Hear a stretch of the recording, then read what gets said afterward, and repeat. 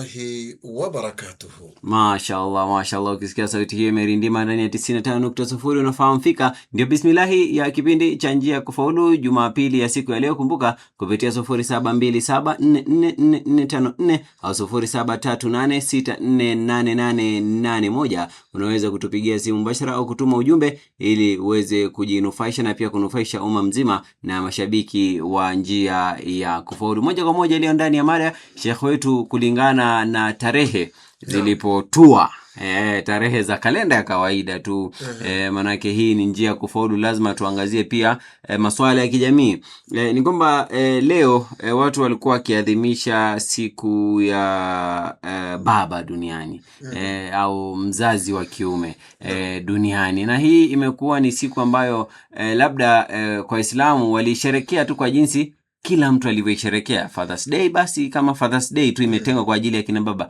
Lakini je, mzazi wa kiume katika maisha ya mtoto, katika jamii, katika familia, je, ana nafasi gani? Bismillahirrahmanirrahim. Alhamdulillahi rabbil alamin.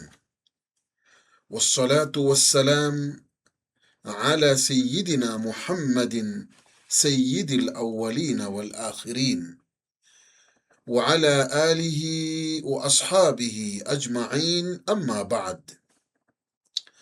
Ndugu zangu wasikilizaji watukufu, nianze kwa kumshukuru Alhaq tabaraka wa taala, na nipeleke swala zangu na salamu zangu kwa mtumi wetu mtukufu wa daraja, mtume wetu Muhammad salawatu rabbi wa salamuhu alayhi. Ndugu zangu, leo ni siku maalumu katika dunia, na umaalumu wake ni kwa sababu kuadhimishwa baba katika ulimwengu, ama baba katika jamii. Ni furaha yangu mimi, ndugu zangu wasikilizaji, kuwa na furaha kama baba ambaye pia ameitukuza siku kama hii, kwa sababu Mwenyezi Mungu Subhanahu wa Ta'ala ameanza kuwatambua wazazi katika Uislamu. Tukaambiwa na Mwenyezi Mungu Subhanahu wa Ta'ala, wazazi ni watu ambao ni muhimu sana katika maisha ya mtoto, kama ilivyokuwa mtoto ni muhimu sana katika maisha ya baba na mama. Leo imehusiwa siku ya kina baba, lakini pia kuna wakati unafika ulimwengu unatambua pia siku ya kina mama.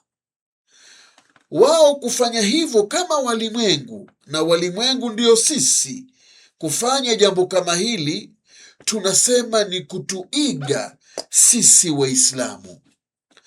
Sisi ndugu zangu wasikilizaji, hatutokuwa na mfano ama hatutokuwa na kasoro ya kufatwa, kuambiwa jamani, mwajua ya kwamba kuna huyu baba, mwajua ya kwamba kuna huyu mama.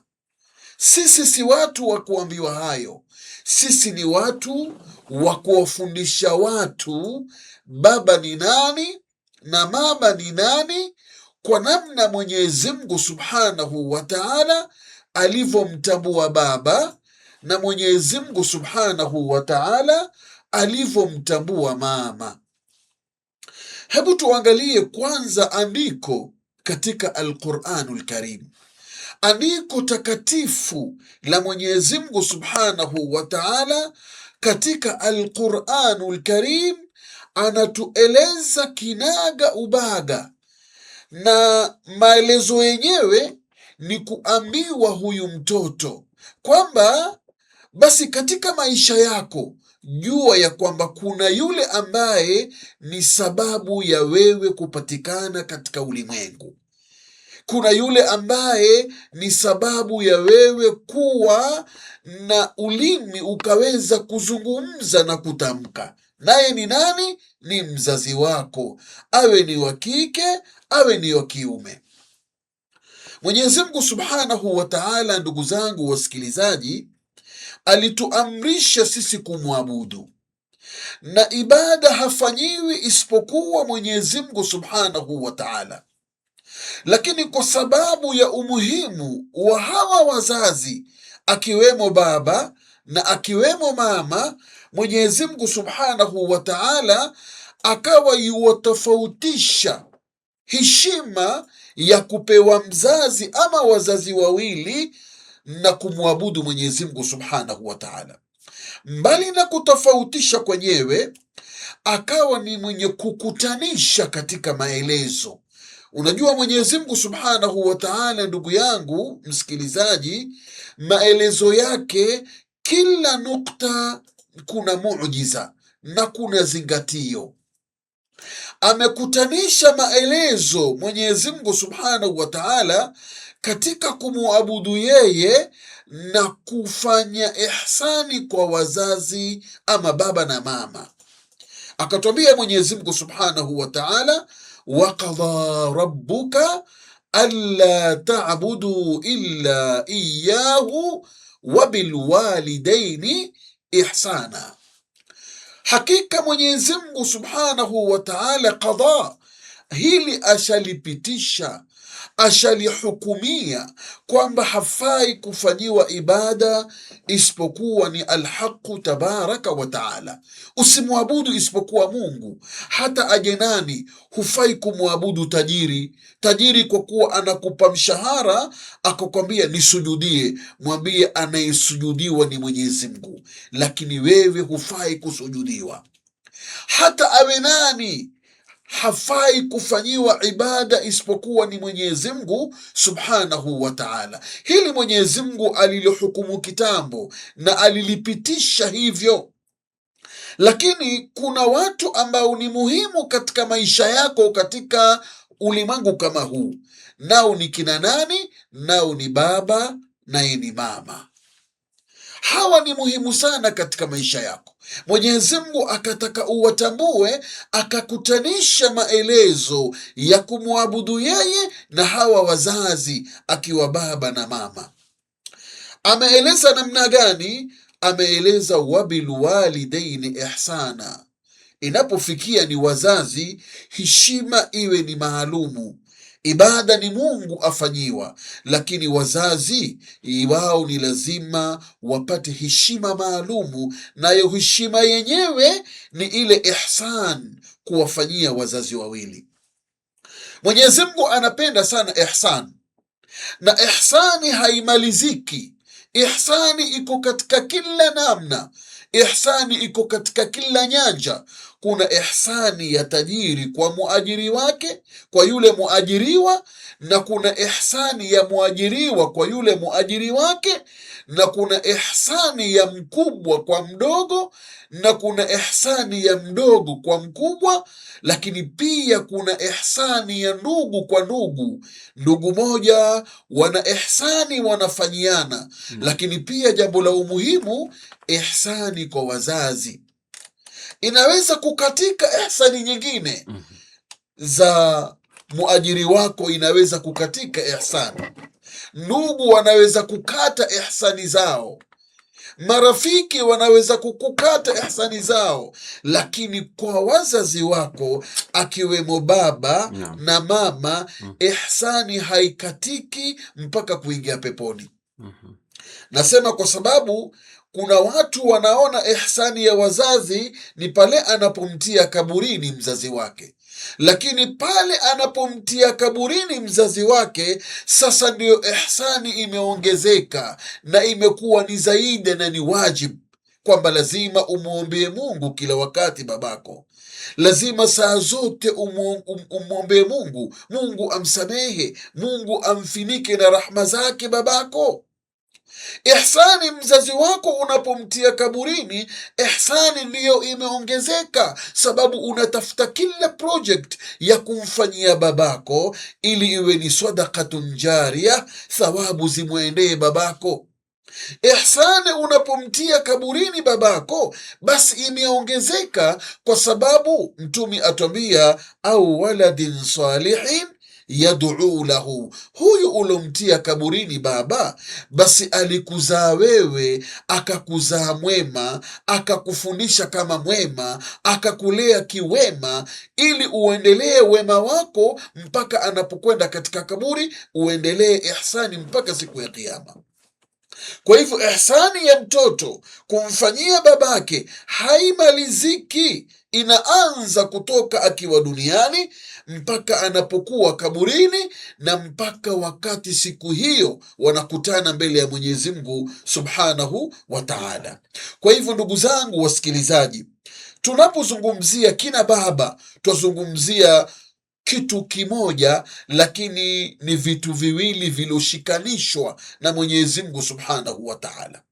Japokuwa leo, na ndivyo ilivyo katika kiubinadamu, watu wanaangalia uzito baina ya mzazi wa kike na mzazi wa kiume. Ndiyo, hata Mungu Subhanahu wa Ta'ala alionyesha hayo, kwamba mama ana uzito, sababu amebeba mazito mbalimbali katika kumlea yule mtoto.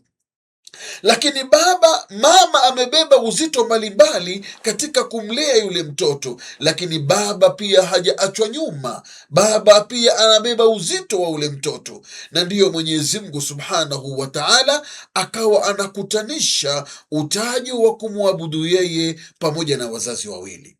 Ndugu zangu wasikilizaji, unaweza ukawa unaswali, unaweza ukawa unaotoa sadaka, unaweza ukawa unafanya kheri mbalimbali, unaweza mpaka ukawa unakwenda hija, lakini zote hizo zinaweza kuanguka unapokuwa unamkosea baba, unapokuwa unamuudhi baba, unapokuwa humtambui baba. Na hapa ni lazima tutambue ndugu zangu, kumtambua baba na kumheshimu baba na kumnyenyekea baba yako sio kumwabudu, jambo la kwanza. Jambo la pili, kumnyenyekea babako ni amri ya Mwenyezi Mungu Subhanahu wa Ta'ala. Leo unakuta ulimwengu umekuja kuleta fikra ya kwamba watoto na vijana wakuwe katika fikra ya kwamba watu wote wakuwe ni sawasawa. Hata babake katika nyumba amuone ni kama yeye tu, anaweza kutamka lolote, anaweza kufanya lolote, anaweza kuvaa chochote, anaweza kuwa katika hali lolote. Na ndiyo ndugu zangu wasikilizaji, tunapotaka kuenzi siku ya kina baba, tuanzeni kwenye heshima tunapowafanyia wazazi wetu, tunapowafanyia baba zetu.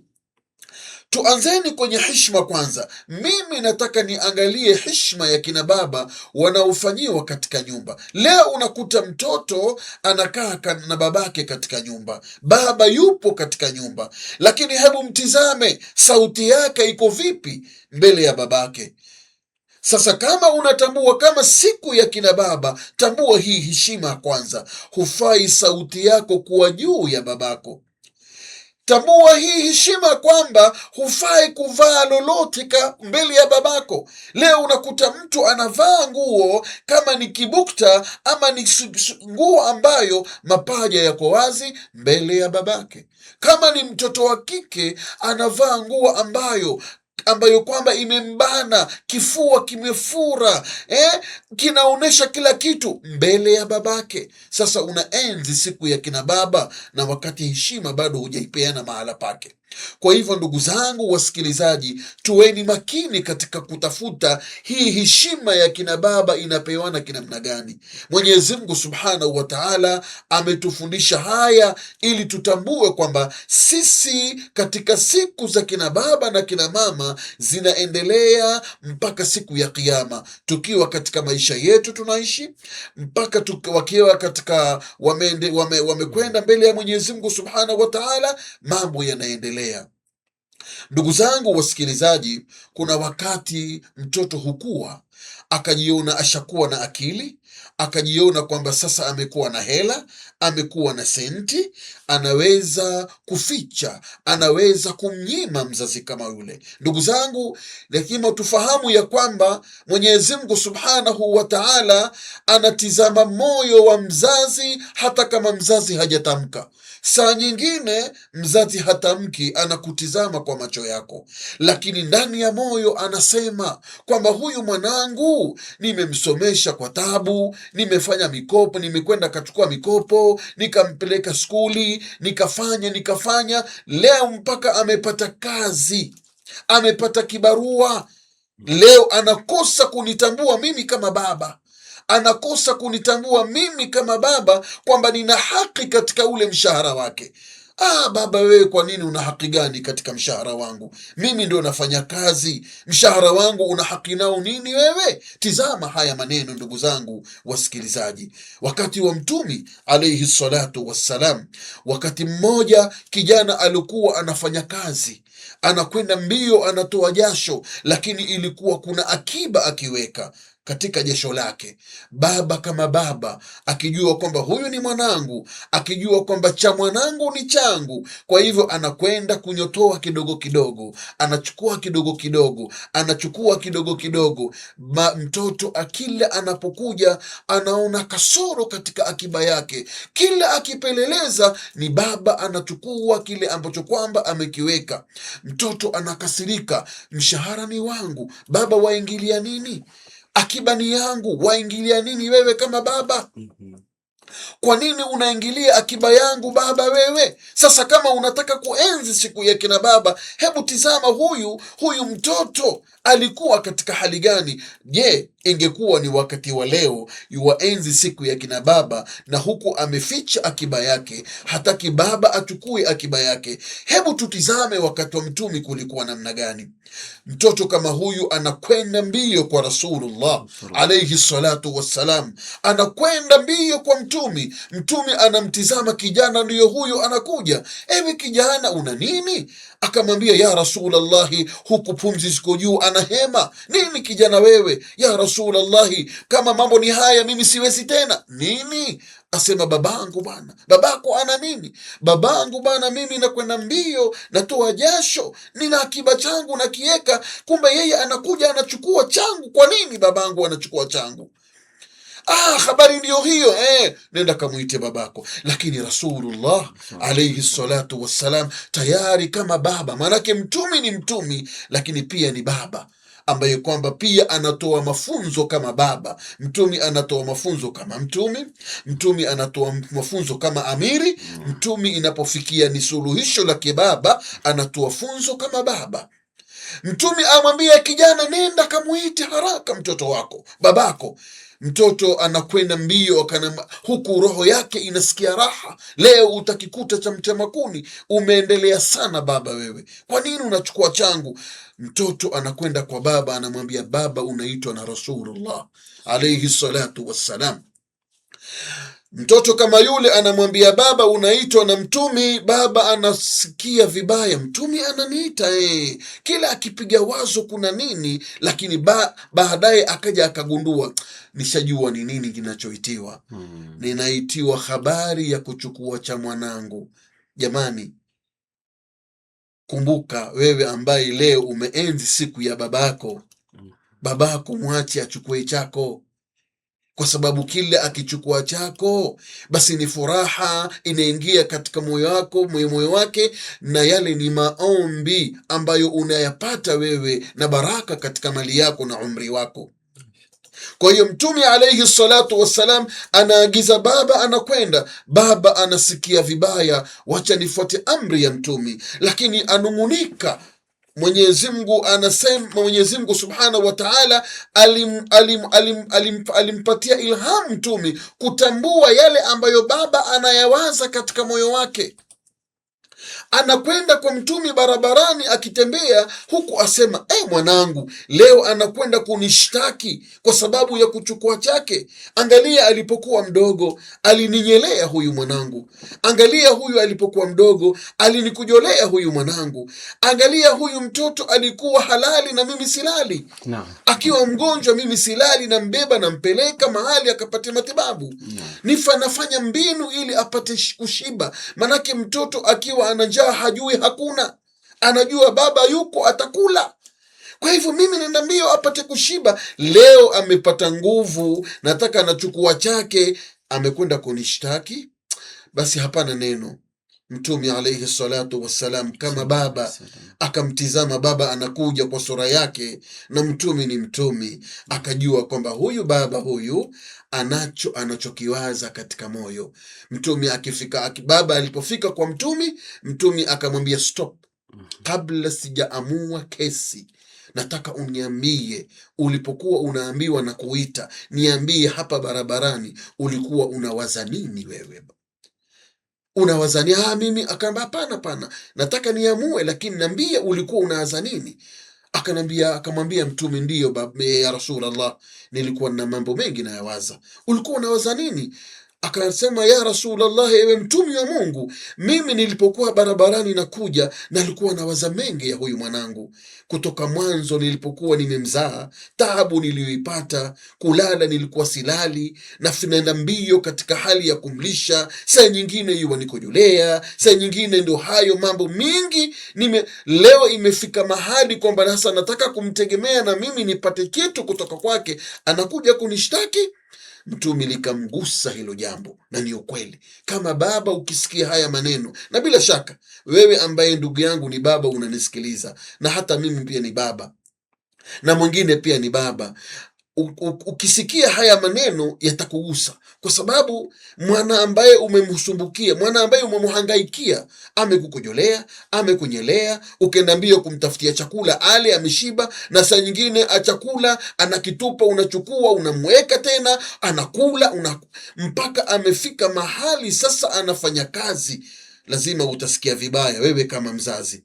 Mtume alayhi salatu wassalam kama mzazi, kama baba, akamwambia yule kijana, ewe kijana wewe, sikiza nikwambie, unataka suluhisho? Nataka suluhisho ya Rasulullah. Wataka suluhisho? Nataka suluhisho. Akamwambia, achana na mambo mengi, wewe mzima, maisha yako yote, wewe na mali yako, sijui na pesa zako, sijui kila kitu ni milki ya babako. Anta wa maluka liabika. Hii ndiyo kaida nataka muichukue nyinyi wazazi. Kuwa na fakhri na mali ya mtoto wako. Mtoto wako kila akikuwa na pesa, basi kuwa na fakhri kwamba mwanangu amekuwa, na pia unaweza pia na wewe ukachukua cha mwanako. Na mwana pia na yeye lazima asikie fakhri, babangu anatumia changu, babangu anatumia changu. Ni fakhri kwa yule mtoto. Ndugu zangu wasikilizaji, baba ni muhimu sana katika jamii, na pia mtoto ni muhimu sana atambue kwamba ni muhimu sana baba atambulike katika jamii, na atambulike katika mujtamaa mbalimbali. Mwenyezi Mungu Subhanahu wa Ta'ala amemtambua baba sana. Ndugu zangu, mazungumzo ni mengi kuhusu wazazi. Inataka vipindi kadha wa kadha vya kueleza wazazi, hasa baba ambaye ameonekana kwamba ametengwa, sababu mtume ameeleza sana. Uislamu umemuingiza sana na ukamweleza sana mama, na ndiyo mama anabeba mengi, mama anabeba mazito mengi. Mtume aliposema kwamba ummuka thumma ummuka thumma ummuka, mama ana daraja 3, lakini thumma abuka, baba tusimtenge. Baba pia anabeba mazito ambayo kwamba ni sababu ya wewe kupatikana. Baba pia ni vizuri anapokuwa na ihi katika moyo wake, anapokuwa na dosari katika moyo wake juu yako wewe mtoto, ujue pepo utaiona paa, pepo utaisikia, hata harufu pengine hutoisikia, sababu baba ndiyo pepo, mama ndiyo pepo, ziko chini ya nyayo. Aljannatu tahta aqdami lummahat, kama vile Mtume alayhi salatu wassalam pepo iko chini ya nyayo za kina mama. Lakini pia usimsahau baba. Mtume alayhi salatu wassalam amemtambua sana mzazi. Mwenyezi Mungu subhanahu wa ta'ala awarhamu wazazi wetu. Amin. Kila ambaye kwamba ana baba alotangulia mbele ya haki, hii ndiyo ihsani iliyobakia.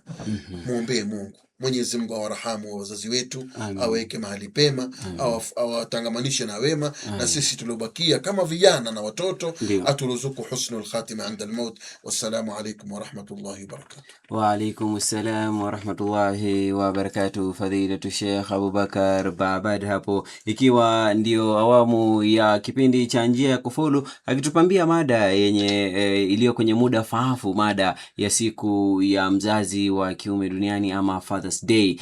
Na kweli kabisa jinsi alivyoweza kutuelezea baba, ana daraja muhimu sana katika maisha ya wanawe na pia jamii kwa ujumla. Kwa hivyo kupitia 0727444454 au 0738648881 unaweza kupiga simu moja kwa moja na kumuuliza Sheikh swali lolote lile. 0727444454 au 0738648881. Ama pia ungependa kuchangia katika kipindi, nambari ndio kama jinsi nilivyozitaja, na utakuwa ukitupata, manake ndo tumefungulia nambari hizo za simu. Na moja kwa moja naona kuna jumbe tayari ambazo zimeweza kuingia, na anasema assalamu alaikum. Wa alaikum assalam wa rahmatullahi wa barakatuh. Nauliza je, mzazi baba asiye providea familia yake, hukumu yake ni gani? Bismillahirrahmanirrahim. Mtumi alayhi salatu wassalam kuna maneno aliyasema. Naam. Akisema kwamba kullukum ra'in wa kullukum mas'ulun an ra'iyati. Kullukum ra'in, kila mmoja ni mchunga. Naam. Na kila mmoja ataulizwa kwa kile alichokichunga. Baba yeye ataulizwa kuhusu watoto. Watoto wake ataulizwa na Mwenyezi Mungu subhanahu wa ta'ala. Wan-nash'u 'indaka fi yadayka amanatun wa 'anil amanati fil qiyamati tus'alu. Kwamba watoto ni amana Mungu amekupa. Na atakuuliza Mungu, hii amana nimekupa, uliichunga vipi hii amana?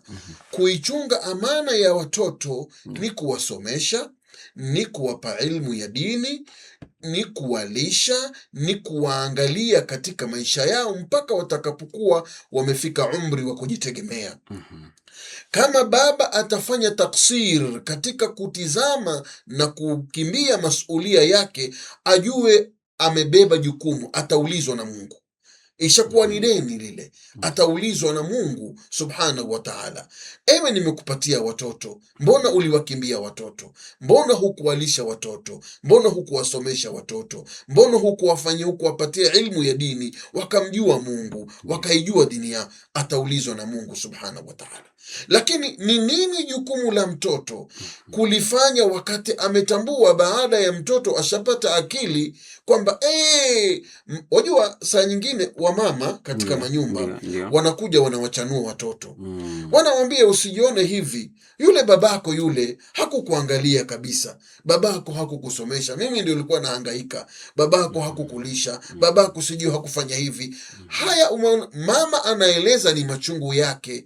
Lakini wewe kama mtoto unapotambua kwamba huyu ndiyo babangu wa kisheria, ambaye kwamba Mungu amenijalia yeye ndo sababu ya mimi kupatikana katika dunia, basi jukumu lako ni kufanya lile ambalo kwamba ni wajibu. Endelea kumtizama babako, endelea kumfanyia ihsani, endelea kumsaidia, endelea kumuenzi, endelea kumsaidia na kunyenyekea, endelea kumfanyia kila jambo la kheri, sababu hiyo ndio jukumu lako wewe kama mtoto. Yaliyobakia katika yeye kutokuangalia, basi ni masulia ameyabeba kwa Mwenyezi Mungu, ataulizwa na Mwenyezi Mungu subhanahu wa ta'ala. Aha, kweli kabisa. Shukran sana, na naona pia hapa kupitia ujumbe anasema assalamu alaikum warahmatullahi wabarakatuh. Alaikum salam. Anasema ni Abdiaziz kutoka Isili. Shukran sana Abdiaziz kwa kutupongezea kwa kipindi hiki, natumai kwamba pia unaweza kunufaika. Na Sheikh wangu, kuna baadhi ya wazazi ambao ni kitu nimekiona hivi karibuni. Kuna baadhi ya wazazi ambao wanasema kwamba hawatowaachia watoto wao mali zozote zile ili wao pia wajifunze kutafuta. Yaani mzazi hatomwezesha mtoto wake ili mtoto aweze kujishebedua, kutia bidii, ajipatie mali yake kibinafsi. Je, hii hatua ni sahihi? Ni hatua ambayo unaweza kuishauri ama unatuelimishaje kuhusiana na hatua hii? Bismillahirrahmanirrahim. Juhudi za mzazi katika kutafuta na kwenda mbio hapa na pale ni kwa ajili ya kusimamisha familia yake na kuitizama familia yake, wakiwemo watoto wake ni katika familia yake. Na Mwenyezi Mungu Subhanahu wa Ta'ala amemwambia hilo ndiyo jukumu lako wewe kama mzazi ulifanye.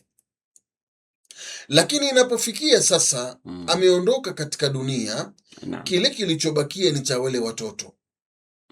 Lakini sasa basi, kama lilivyokuja swali, usikuwa na mawazo wewe kama baba ama mama ama kama mzazi ukasema ya kwamba maadamu mimi ninakwenda mbio mimi, basi wacha hii mimi niponde mali yangu mwenyewe, wao wakija watoto watafute zao. La, katika Uislamu haifai. Mtume alayhi salatu wassalam alisema hilo kwamba ni afadhali uwaache watoto wako wakiwa matajiri kuliko uondoke na watoto wako huko wanahangaika wakiombaomba. Ni makosa.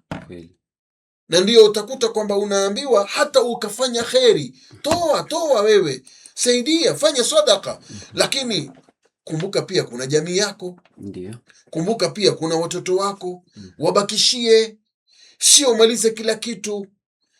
Kila ukiwaacha wako na uwezo ni bora kuliko uwaache ati kwa sababu umetoa mali yote. Basi hata kama umeyatoa kwa ajili ya Mungu, lakini bakisha ili watoto waje wasaidike. Usiwaache watoto wako wakija wakiombaomba na wakati mzazi wao alikuwa na uwezo na ameiharibu kwa sababu hataki watoto wanufaike. Itakuwa ni makosa makubwa ameyafanya mzazi kama yule. Kweli kabisa. Sheikh wangu hapo ukituelimisha zaidi. Kumbuka msikilizaji, nambari za simu tukimalizia kipindi 0727444454 au 0738648881. Na Sheikh wangu pia kuna hili swala la wazazi. Kuna hii tutaita title ama hali ambayo wazazi wengine wamejipata ya kuwa mzazi wa kambo. Sasa wazazi kama hawa shuruti zao ni zile zile ama kwa sababu hapa pia naye ina depend. Je, umeruhusiwa katika maisha ya huyu mtoto? Je, umeruhusiwa? Inakuwaje hapa kwa wazazi wa kambo hasa wa kiume? Kusema la ukweli, wazazi ambao ndio wamewakuta watoto waliokuja na mama zao, basi yale mambo atayofanya ni vile vile atakavyowafanyia watoto wake. Manake bila shaka wasema Waswahili kwamba hata ukipenda mti upende na tunda lake. Ndi. Sasa kama ulimpenda huyu mama ambaye amekuwa nawe, basi wale watoto ambao waliokuja nao wafanyie ihsani. Japokuwa masulia makubwa ni kwa wale wazazi wenyewe waliofanya nini, waliowazaa, lakini maadamu wako chini yako, basi wafanye ihsani kama ilivyokuwa kawaida. Pia wale ni watoto wako. Ushanifahamu Pia wale ni watoto wako, una wajibu kuwaangalia, una wajibu ya kuwasomesha, una wajibu wa kuwalisha. Unanielewa? Naam. Na ihsani kila ukifanya ni kheri kwako wewe kwa Mwenyezi Mungu Subhanahu wa Ta'ala. Japokuwa masulia yanatofautiana. Yule ambaye kwamba ni baba wa sawasawa alowazaa wale watoto, masulia yake ni makubwa zaidi kuliko wewe. Unafahamu Naam. Na labda tuseme kwa yule ambaye hayuko pale, mzazi kama tuseme wameachana, yule baba ambaye hayuko katika mazingira yale, je, pia ana haki ya kuhusishwa katika malezi ya mtoto? Wazazi ambao hawako pale, hawako pale yani. Yani kwa mfano mama na baba wameachana, mama amebaki na watoto alafu akaolewa. Sasa hiyo ni familia nyingine. Sasa huyu baba aliachwa nje, ako na right yoyote, impact yoyote kwa maisha ya huyu mtoto wake? Bila shaka bado atabakia kuwa ni mtoto. Kuachana na mama na kumekupatikana mtoto na yule mama akaolewa na mwingine, haimaanishi masulia yameondoka kwa baba. Bado ana masulia ya kuwaangalia wale watoto. Ndiyo tumeachana, umekwenda ukaolewa na mme mwingine, lakini wale watoto bado watakuwa ni wangu. Sio kwamba aende akabadilishe majina yule mama, kwa kuwa tuliachana na yule, basi wacha nibadilishe majina. Ni makosa. Bado wale watoto ni wazazi ni watoto wa yule mzazi ambaye alikuwa ameachana nao, na yule mzazi bado atakuwa anabeba yale masulia katika kuwaangalia, kuwasomesha na mengineyo. Aha, kweli kabisa. Maelezo faafu mno hapo kutoka kwa Sheikh wetu Fadhilatu Sheikh Abubakar Baabad. Naam, Sheikh wangu, kwa sababu ya muda, lakini kabla ya hilo wacha nipokee simu moja hapa. Iqra FM, halo. Wa alaikum salam wa rahmatullahi wa barakatuh. Karibu katika kipindi cha Njia ya Kufaulu. Na nani unapiga wapi? Naam Abubakar. Ndio.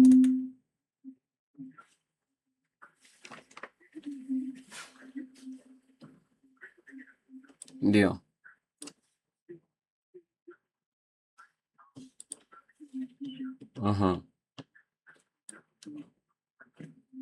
Ndio.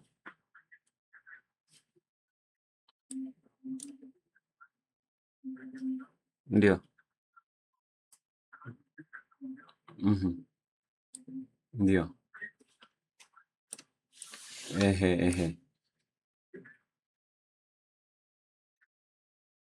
Ndio. Ndio.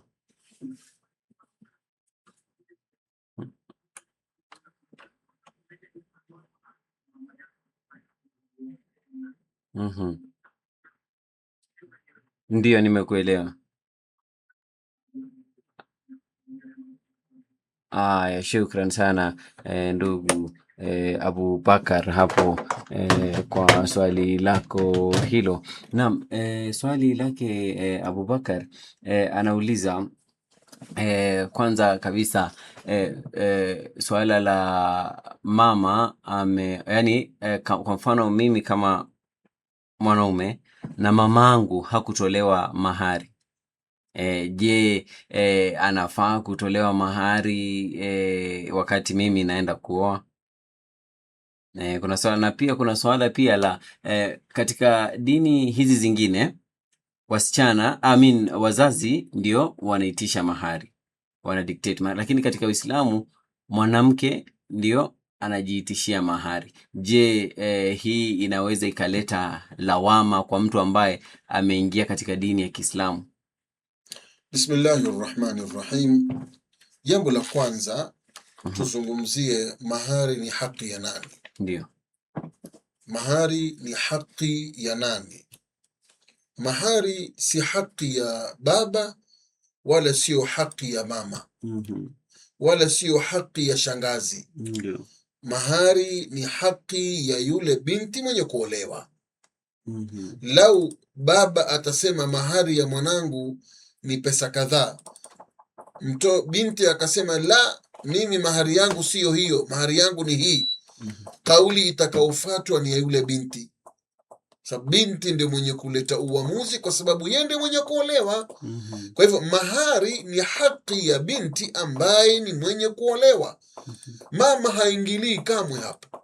Baba wao ni kuelekeza, wao ni kusimamia, kuhakikisha mambo yameenda kwa vizuri, unaona. Lakini mahari ni haki ya yule binti mwenye kuolewa.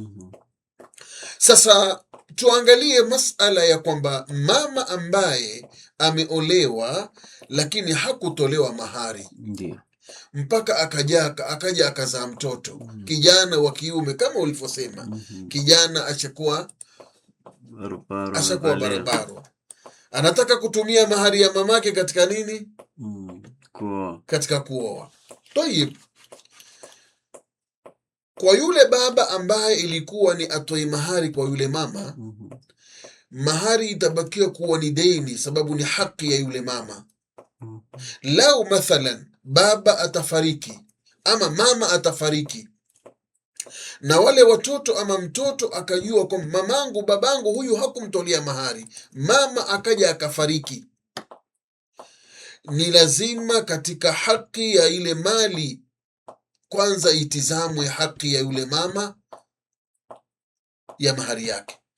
Hiyo ni jambo la kwanza. Ama baba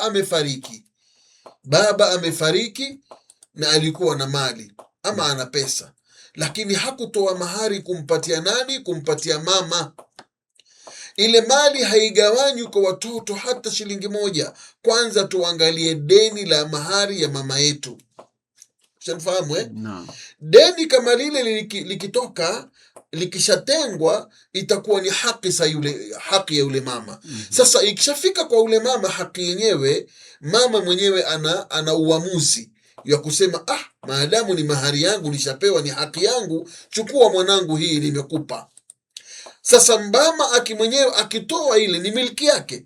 Akitoa sasa akimpa mwana akasema maadamu nimepata na mimi nimepewa na mamangu, wacha na mimi nikaifanye mahari nikaoe, hamna tatizo hilo, kwa sababu kila mmoja amepata, ni milki yake, ni haki yake, kisha akaona afadhali aitoe. Lakini mahari itabakia kuwa ni deni. Kwa upande wa kwanza nilivyosema, baba atafariki, kumbe alikuwa hakutoa mahari kwa ule mama, basi mali haigawanywi mpaka deni la mahari litolewe apewe yule mama. Mama akafariki, baba hakupeana mahari, watoto watasimama, kuna haki ya mama yetu bana. Wajua saa nyingine katika msikiti kabla ya kuswaliwa maiti, watu imamu ama shekhi husema, jamani, haya huyu bana enda kumzika, amefariki, mama yetu, ni baba yetu, ndugu yetu. Haya basi, kwa yule ambaye ni mwenye anadaiwa, basi tafadhali aone wale ambao kwamba ni wahusika. Sasa ikiwa alofariki ni mama, unafahamu na wale watoto wako pale, na baba kumbe hakutoa mahari wa yule mama na amefariki, na kuna tangazwa pale msikitini, jamani, hapa kama kuna mtu anadaiwa na huyu marehemu, basi ajitokeze awaone watoto. Mtu wa kwanza wa kujitokeza kuwaona watoto ni baba. Baba ndio mtu wa kwanza kujitokeza kusema kweli bana, mimi pia anadaiwa na huyu mama. Anajitokeza kuwaambia watoto wake, bana, mimi nadaiwa na huyu mama, sababu sikumpatia mahari yake, ili wafanye nini? Wapate kuchukua ile mahari. Kwa hivyo mahari itabakia ni kwa haki ya mama, hata akiondoka itabakia kuwa ni haki yake, hata akiwa vipi itabakia kuwa ni haki yake. Sawa kabisa. Shukran sana Sheikh wangu. Naona kwa ajili ya muda itabidi tumekatiza kipindi chetu hapo, kwa sababu imetimia dakika 2 baada ya saa 4 usiku. Kimekuwa kipindi cha njia ya kufaulu, tukiwa naye fadhila tu Sheikh Abubakar Baba. Labda Sheikh wangu, kwa kumalizia tu.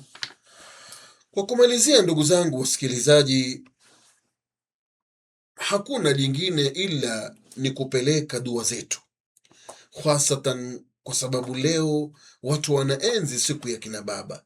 Si makosa hata sisi pia kuienzi, sababu baba pia ni baba, yupo katika maisha yetu. Kwa hivyo kuienzi si kwamba twaiga, la, ni wao wametuiga. Sisi tumefunzwa kuienzi mambo ya wazazi kitambo na Mwenyezi Mungu Subhanahu wa Ta'ala. Kwa hivyo kwa kuwa ni siku imeenziwa hii, basi na sisi tunasema katika jumla ya kuenzi siku ya kina baba, kwa wale waliofiliwa na wazazi na kina baba, ni kuwaombea Mungu. Kwa hivyo na mimi pia nitapeleka dua zangu kwa babangu, na wewe ndugu yangu msikilizaji pia peleka dua zako kwa babako kama ameondoka katika dunia, na kama yuko basi lazimiana naye, fafihi ma fajahid, lazimiana na babako hapa kwa hapa, ili usiachane naye babako kama yule, ili asiwe na dukuduku katika moyo wake, kwa sababu kitu muhimu katika maisha yako wewe, baada ya ibada ni babako, baada ya swala ni babako, baada ya saumu ni babako, baada ya zaka ni babako, hakuna nyingine. Yani wewe katika haya maisha Ukitoka kazini, baada ya ibada yako, swala yako na nini zako, ni baba na mama. Kwa hivyo ni lazima uwe na mzunguko hapo kwa hapo. Kwa hivyo tuombee Mungu wazazi wetu. Mwenyezi Mungu Subhanahu wa Ta'ala awarahamu wazazi wetu waliotangulia mbele ya haki. Mwenyezi Mungu tunakuomba kwa rahma zako na kwa ufalme wako, uwarahamu wazazi wetu, uwasamehe madhambi yao, uwafinike na rahma zako, na uwatangamanishe na wema, uwafanyie kabri zao kuwa ni rawdatan min riyadil janna, na wala usiwafanyie kabri zao kuwa ni hufratan min hufari niran. Na sisi watoto utuendeleze kutupa taufiki katika kutambua ihsani zao, tuzidi kuwaombea Mungu, na sisi pia uturuzuku husnul khatima inda al-maut. Wassalamu alaykum wa rahmatullahi wa barakatuh. Wa alaykum assalam wa rahmatullahi wa barakatuh. Fadilatu Sheikh Abubakar Baabad, shukran sana kwa kuweza kufika na kuleta kipindi hiki mubashara. Nimekuwa wako Abdul Hamid Suleiman. Usisahau, iwapo utahitaji kipindi kama hichi, utakuwa ukipata katika mitandao yetu ya kijamii Iqra FM 95.0 kwenye YouTube na pia 95.0 Iqra FM katika Facebook, ili uendelee kufanya madaris na kujikumbusha zaidi na kujielimisha kwa kwenda na mbele. Endelea kutegea 90.0 Iqra FM, idhaa iliyo tofauti.